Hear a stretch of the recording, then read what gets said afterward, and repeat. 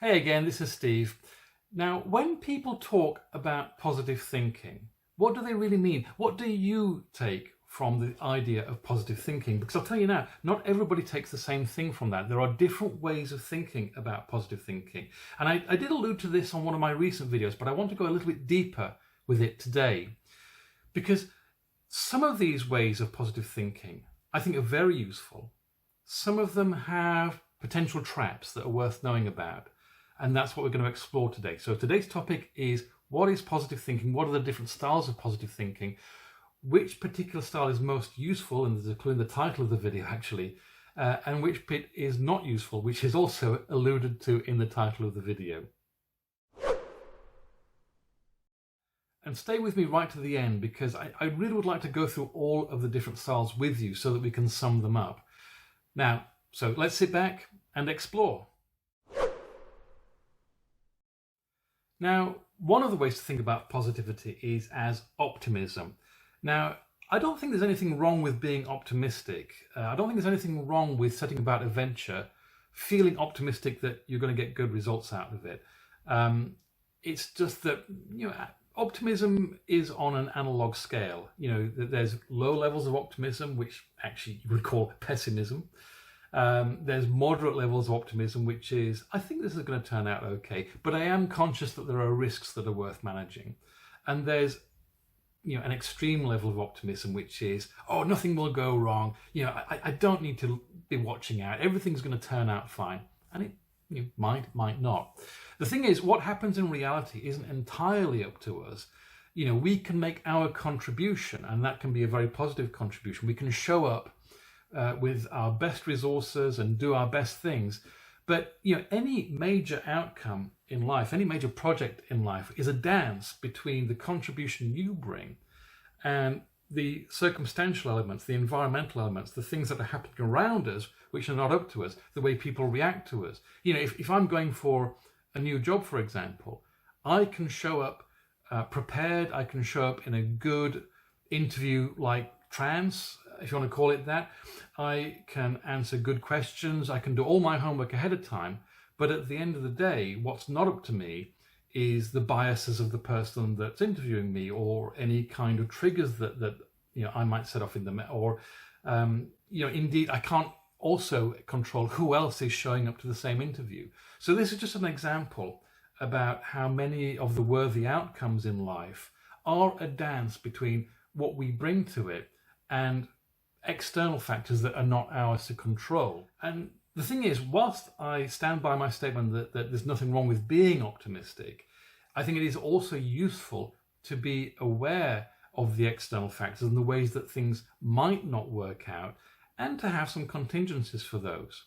So positivity as optimism, yes, but not such an extreme level of optimism that you lose all consciousness and awareness of the things that could go wrong that are worth mitigating. The next way of thinking about positivity is as telling ourselves that everything is okay, even when it isn't.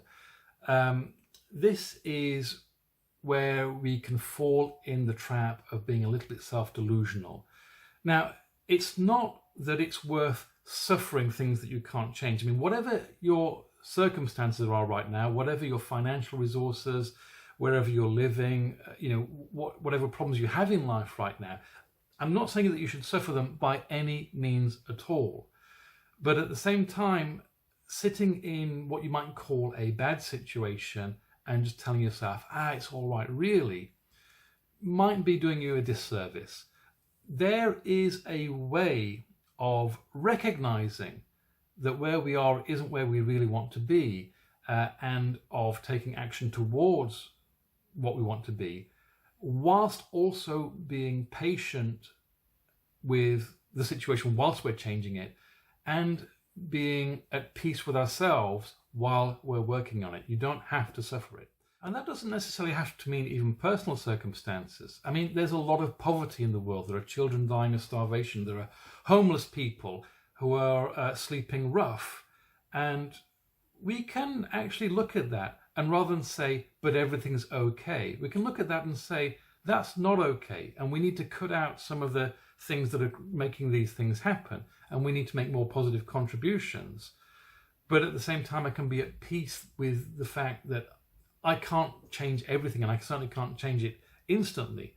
I can be at peace with the fact that the problems of the world are not all mine to solve, while still acknowledging that they are problems of the world and they're not okay. The thing about telling ourselves that everything is bliss when it isn't, is it can actually get in the way of taking positive action. Now, you may have seen a cartoon that goes around on social media. It's pretty viral. Anyway, and it shows an image of a dog having a cup of tea inside a burning house, saying to himself, I'm okay with everything that's happening. I'm at peace with everything that's going on. And because the whole point of that meme is there are times to not be okay with what's going on. And, it's no point deluding ourselves. Like I said, you can be at peace. You can be spiritual in how you show up to this and still acknowledge that the way things aren't the way you'd like them to be. You don't have to suffer them, but you can still change them.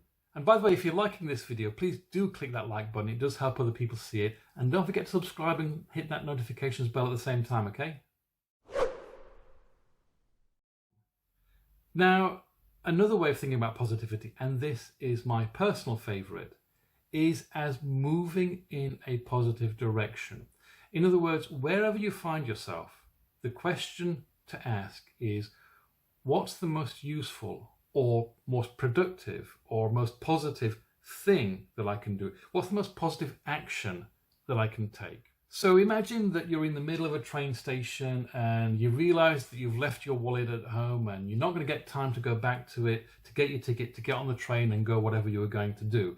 That's the situation you're in. Now, as per the previous definition of positivity, you could just tell yourself, I'm completely okay with everything that's happening. Or you could say to yourself, okay, this isn't how I wanted things to go. I'm going to be at peace with it. I'm not going to suffer with it. I'm going to be spiritual in the presence of this, but I'm not going to pretend that this is how I wanted things to be. And the question at that point is, what is the most positive thing I can do? That might be to set off back, go get the wallet and catch the later train and acknowledge that you're going to be late. It may be to make a phone call. It may be to say, look, this isn't going to happen today and invest in something more useful. But what you're not going to do is just mope about it. You can acknowledge that it's not what you wanted, but you don't have to mope. You don't have to do a negative action. You don't have to do a destructive action. You choose the most positive thing that's available to you at that time. And that's what I mean by positivity as constantly moving in a positive direction. We have setbacks. We find ourselves in problem situations.